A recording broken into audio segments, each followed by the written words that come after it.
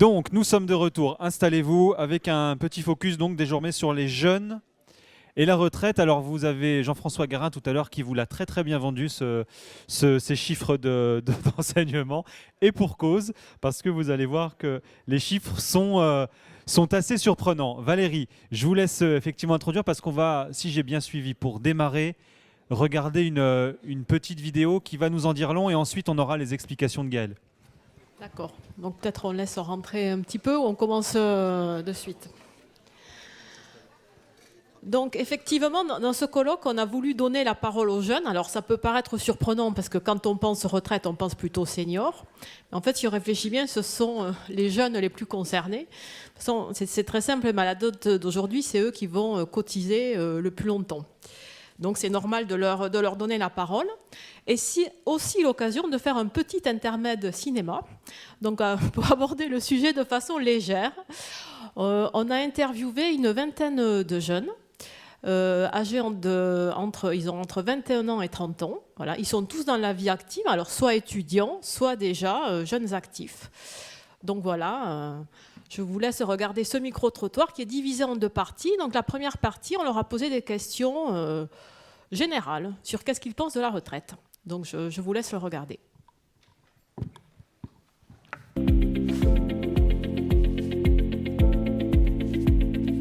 Activité, Argent, fierté, vacances, campagne, Voyage, hystérie. Je pense qu'il y a un petit peu une peur injustifiée, mais peur injustifiée, ça faisait 2 mots, du coup j'ai préféré hystérie.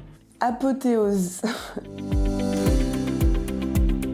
C'est pas clair, on n'est pas vraiment informé sur ce qui se passe au niveau de la retraite, je trouve. Tu sais jamais encore comment ça peut évoluer, c'est vraiment la roue de la fortune. C'est quand même un milieu qui est assez opaque.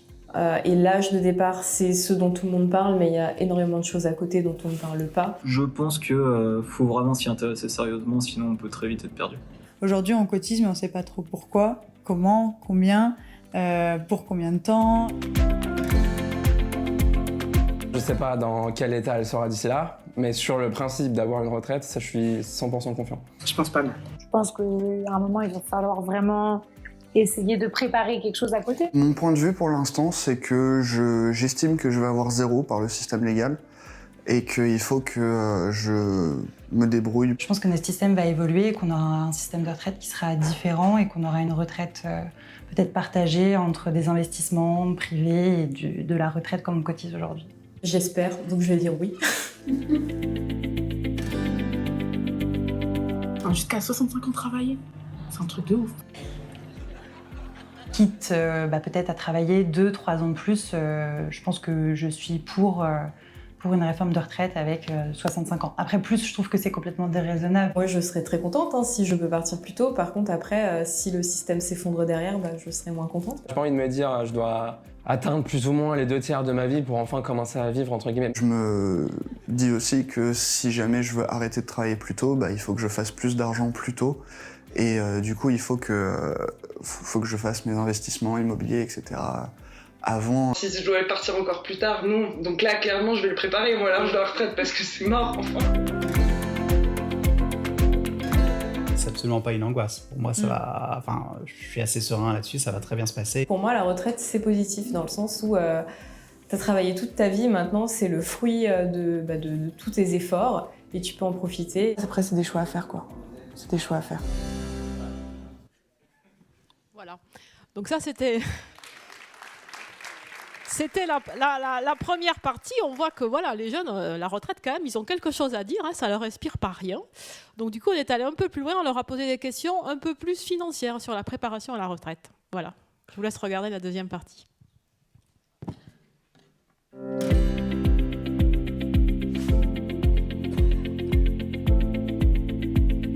Globalement, je vais épargner.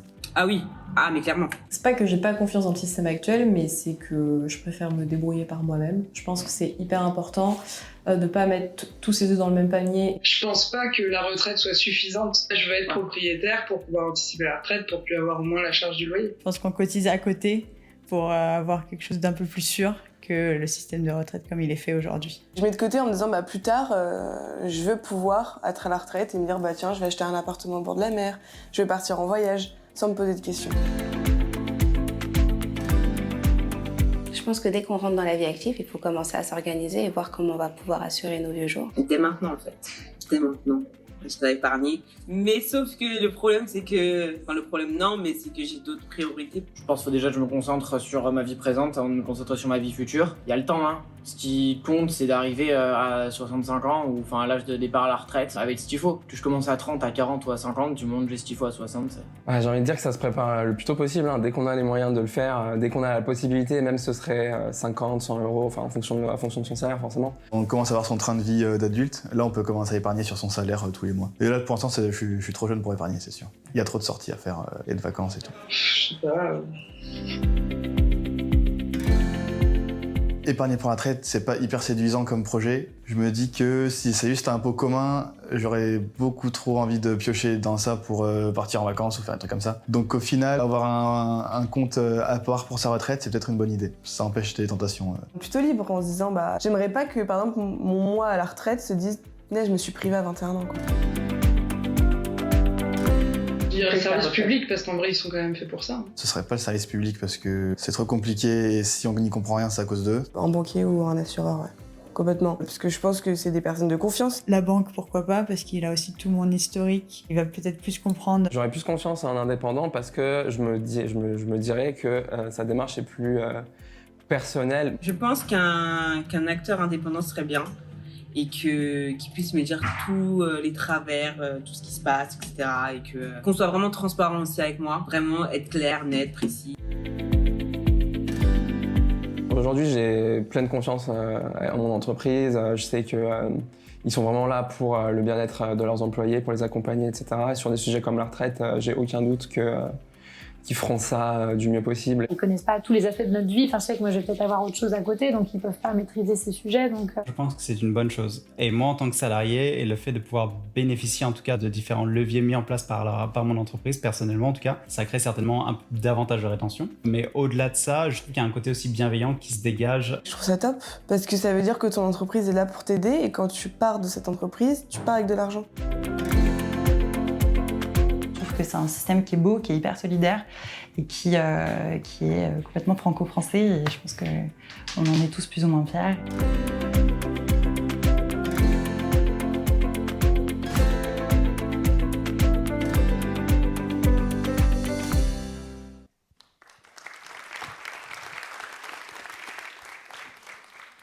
Bon ben voilà, donc ils sont bien ces petits jeunes, ils ont des idées somme toute assez arrêtées sur la retraite.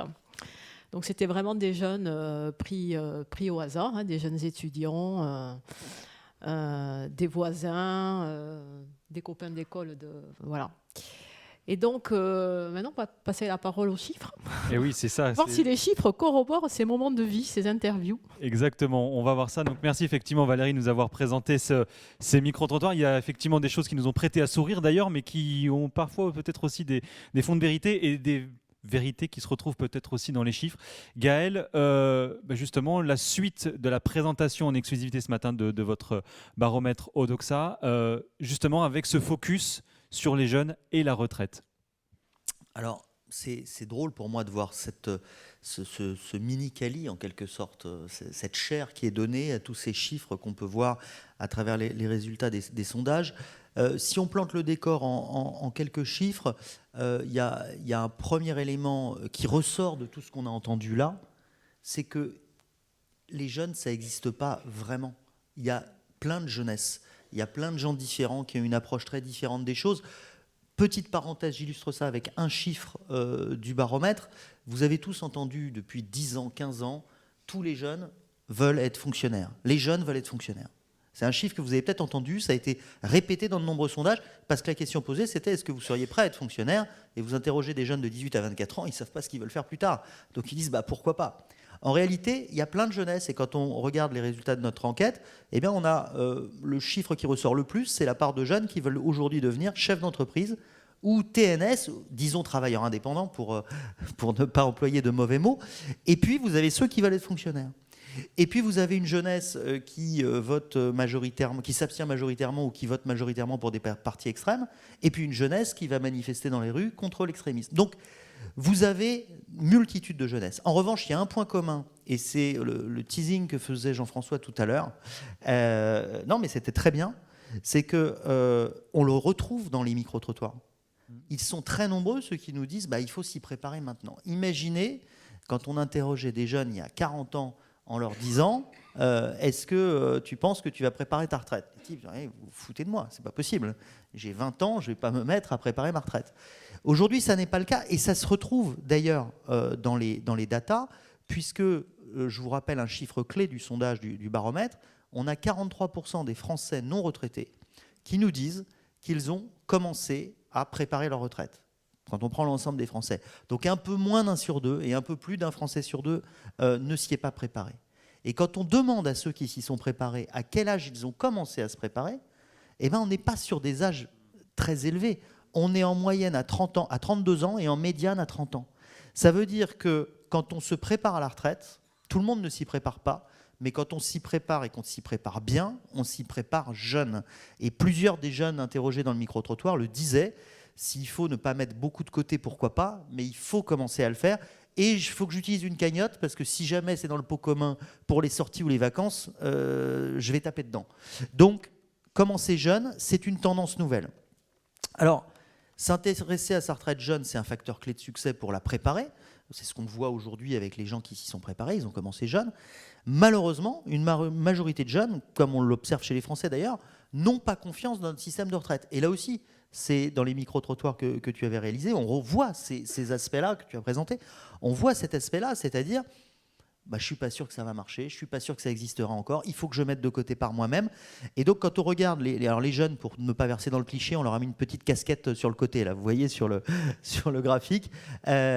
Les jeunes qui n'ont pas confiance dans le système de retraite, c'est 10 points de plus que la moyenne nationale. 59%. Ils sont, comme les Français, les 2/3 à nous dire le jour où ce sera à mon tour de me voir verser ma pension retraite, je ne suis pas bien certain que je l'aurai ou qu'elle sera à la hauteur de mes attentes. 2/3 d'entre eux. Et on a aussi une majorité de jeunes qui se disent opposés au recul de l'âge de départ à la retraite, 63%. Alors c'est moins que la moyenne nationale, mais c'est quand même beaucoup. Et vous avez entendu une autre anecdote amusante chez les jeunes interrogés. Ils disent on aura travaillé toute sa vie pour ce meilleur moment, pour cette apothéose. Si on fait la liste des verbatims, on est en train de parler d'un âge quand même, on le disait dans le baromètre l'année dernière, hein, où on est en train de se dire à 62, 64, 65 ans. A priori, on se disait plutôt que l'être humain rêvait d'avoir 20 ans. Là, non. Les jeunes de 20 ans nous disent j'ai hâte d'avoir 65 ans pour pouvoir profiter finalement de ma vie. Et ça paraît dingue, mais dans le baromètre l'an dernier, on le disait ici même, les gens nous disent, et c'est pour ça qu'ils sont si opposés au recul de l'âge de départ, de l'âge légal, ils nous disent la retraite, c'est un truc qu'on attend toute notre vie. C'est un petit peu les vacances scolaires, quand vous êtes étudiant, que vous êtes à l'école, au lycée, que vous êtes saoulé par les profs et que vous vous dites vivement la fin juin ou le début juillet pour que je parte 2 mois en vacances. Donc c'est un sujet qui est évidemment passionnant. Et les jeunes non plus, pour cette raison-là, ils n'ont pas envie de continuer à travailler plus longtemps, mais ils n'ont pas envie non plus de continuer à travailler au moment de leur retraite. Je veux partir le moins tard possible, et quand je serai à la retraite, j'aimerais vraiment ne plus avoir de cours, si je file la métaphore de l'école, et être vraiment débarrassé pour profiter de la vie. À 65 ou 70 ans, c'est assez fou, mais c'est comme ça. Un autre élément qu'on voyait dans les verbatims, dans ce qui était dit dans les micro-trottoirs, c'est l'idée d'un système plus clair et facile à comprendre. C'est le premier truc que nous disent les jeunes quand on leur dit qu'est-ce qui vous pousserait à vous intéresser, s'ils ne s'y intéressent pas, ou à vous intéresser davantage à la préparation financière de votre retraite. Le premier élément, c'est la clarté. Et puis après, ça a été évoqué aussi, le fait de bénéficier d'un plan d'épargne retraite dans son entreprise ou des produits éco-responsables ou éthiques. Et ça, c'est un autre élément très important sur la jeunesse, c'est la sensibilité aux causes RSE, écologie, environnement. Et les jeunes nous disent que le fait de proposer de l'épargne durable, c'est une façon d'épargner qu'ils trouvent intéressante. Ils sont les Français aussi, mais ils sont 4 points de plus que la moyenne nationale. Et c'est aussi quelque chose dans lequel ils pourraient investir. Ils sont 6 points de plus que la moyenne nationale à le dire, même si leur niveau d'information, évidemment, est plus fragile, et même s'ils sont peu à l'avoir déjà fait. Pour conclure, il faut s'y prendre tôt. Ils nous disent qu'il faut les intéresser davantage, mais malheureusement, quand on prend l'ensemble de la jeunesse, les jeunes sont mal informés et mal préparés sur leur retraite. Ça peut s'expliquer, ils sont jeunes. Mais quand on regarde les chiffres, c'est impressionnant quand même. Sur le niveau d'information, le sentiment d'information, on a 8 points de moins que la moyenne nationale. Sur le fait d'avoir commencé à préparer sa retraite, alors on pourrait dire que c'est déjà pas mal, 22% chez des jeunes, mais c'est moitié moins que la moyenne nationale. Sur le fait d'avoir déjà souscrit un PER, bon, c'est peut-être pas très étonnant, mais on est à 7 points de moins. Et d'avoir déjà effectué une simulation retraite, pour ceux d'entre eux qui sont actifs, on est à 33% contre 50% en moyenne nationale. Donc, le I que tu évoquais tout à l'heure, Valérie, sur le point capital de l'information pour les femmes, pour les TNS, pour tout le monde, là, il s'applique, je pense, clairement à la jeunesse. Effectivement, merci beaucoup Gaël pour ces chiffres. Alors, on n'est pas tous pressés d'avoir 65 ans, hein, mais effectivement, il y a beaucoup d'enseignements, et particulièrement ce que disait Gaël à l'instant, le point de l'information. Valérie, même en début de vie active, finalement, il y a un certain nombre de choses à savoir quand on prépare sa retraite. Alors, avant de passer à la dernière table ronde, peut-être 5 minutes, est-ce que comme ça, vous avez quelques conseils finalement à donner aux jeunes peut-être et aux moins jeunes qui sont dans cette assemblée, mais qu'est-ce qu'on peut dire effectivement à ces publics précis? Alors effectivement, il y a plein de conseils à donner aux jeunes, hein. Alors, on le répétera jamais assez, mais la retraite, c'est le reflet d'une carrière. Une carrière, ça commence jeune. Et surtout, il y a des décisions à prendre qu'on ne peut prendre que jeune. Après, c'est trop tard. Et je rappelle que les jeunes d'aujourd'hui, ils ont 43 ans de cotisation à verser pour avoir une retraite à taux plein. Donc, s'ils loupent un an ou deux, ça fait 45 ans. Donc, il faut vraiment être conscient de ce qu'il faut faire le plus tôt possible. Et le plus tôt possible, aujourd'hui, ça commence déjà pendant les études. Parce qu'aujourd'hui, les études, plus qu'avant, sont ponctuées d'expériences professionnelles. Et ça commence là. Que choisir, par exemple, entre un stage et une période d'alternance? Il faut clairement préférer la période d'alternance. Parce que les stages longs, les stages ne sont pas des périodes cotisées, du moins pour la partie de la gratification minimale, et donc on ne cotise pas, on n'acquiert pas de droit à retraite. Donc si on passe 2 fois 6 mois en stage, on a travaillé 2 fois 6 mois et on n'a rien. Alors que si on avait choisi une alternance, que ce soit par le biais des contrats pro ou par le biais des contrats d'apprentissage, eh bien on valide 4 trimestres par an. Donc entre les deux, c'est clairement l'alternance. Mine de rien, voilà, on peut perdre 1 an ou 2 alors qu'on a travaillé, pour apporter la même valeur ajoutée in fine à son entreprise. Autre conseil, c'est pour les expériences à l'étranger. Beaucoup vont à l'étranger, faire des petits jobs, ou etc., des études. Alors il faut vraiment, là ça valide aucun trimestre, il faut vraiment préférer les périodes de volontariat international en entreprise ou en administration qui se développent de plus en plus. Ça, c'est assimilé à du service militaire. Et donc, chaque période de 90 jours passés valide un trimestre. Donc là aussi, si on part 1 an ou 2 à l'étranger, ça dure entre 6 et 24 mois, on peut valider jusqu'à 8 trimestres. Alors que si on a fait des stages à l'étranger, ça valide rien du tout. Donc voilà. Et mine de rien, 1 ou 2 ans de plus, quand il en faut déjà 43, c'est déjà beaucoup. Alors les jobs étudiants, c'est pareil. Les jobs étudiants, alors il faut clairement préférer le salariat, hein, ça c'est voilà. Avec des petits jobs étudiants de jusqu'à 15 heures par semaine, ça permet de valider 4 trimestres. Si on est à l'occasion micro-entrepreneur, parce qu'on donne des cours, on est prof, etc., avec le même montant gagné, on valide 4 fois moins de trimestres. Donc il faut vraiment préférer tout ce qui est salarié, même quand on est de job étudiant. Donc si on a le choix, c'est ce qu'il faut faire. Mais encore faut-il le savoir et en être conscient. Donc là aussi, l'information, c'est vraiment clé. Bon, et quand on est un peu plus vieux quand même, quand on n'est plus étudiant, il faut avoir des réflexes sur les temps partiels, les enfants, etc. Les enfants, ça peut vite arriver. Donc les trimestres enfants, pour les pères qui s'occupent des enfants, ils peuvent demander 4 trimestres. Voilà, ça aussi, il faut le savoir, et c'est entre les 4 ans et les 4 ans et demi de l'enfant. Donc pareil, quand on manque les échéances, c'est manqué. Voilà. Les temps partiels, pareil, il faut être conscient qu'un temps partiel, c'est X euros de moins, c'est X points par mois en moins tous les ans plus tard à la retraite. Donc il faut le chiffrer. Et pareil, sur le choix du statut. Le choix du statut, c'est vraiment hyper important. On l'a vu dans la table ronde précédente. Il faut absolument préférer le salariat quand on peut. Tout ce qui est micro-entrepreneur, à la base, c'était conçu pour être en plus du reste, mais ça n'a jamais été un statut en tant que tel. Voilà. Donc, il faut préférer le salariat. Si on veut vraiment avoir un statut de non-salarié, il faut vraiment s'intéresser au sujet, être non-salarié complètement, pas micro-entrepreneur, où il y a des dispositions particulières, où on cotise très peu, encore moins que travailleurs non salariés, et on peut même n'avoir même pas ces 4 trimestres. Voilà. Donc il faut quand même avoir des réflexes de base, très jeunes. Donc ça paraît compliqué vu de loin, mais vu de près quand même, on comprend assez vite. Et ça, on le sait pour toute sa vie. Et après, ça fait une énorme différence quand on arrive à 65 ans pour eux. Je pense que ce sera le minimum. Hein. Donc voilà. En années de cotisation, en l'occurrence. Voilà, c'est des années de cotisation. Voilà. Donc il y a plein de choses à savoir, y compris quand on est très jeune et y compris quand on est étudiant. Voilà. Merci beaucoup Valérie pour ces très bons conseils, présidente de Sapiendo. Et effectivement, on va tous y mettre. Merci beaucoup à vous deux d'avoir nous fait ce petit flash, ce petit éclairage sur les retraites et les jeunes.